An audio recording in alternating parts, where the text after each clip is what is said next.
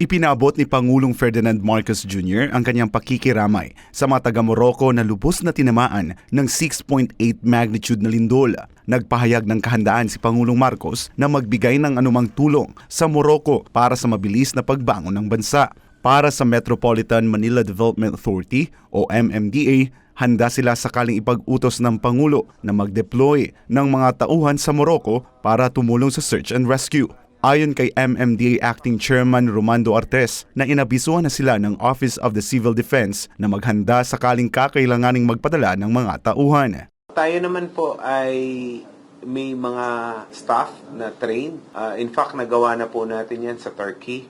So, tayo po ay nakahanda yung ating po mga gamit, kagamitan, rescue equipments, at yung mga tauhan po natin ay nakahanda kung sakali pong ipatawag ng ating Pangulo para po ipadala sa Morocco para tumulong po sa search and rescue dahil po doon sa nangyaring trahedya dulot po ng lindol.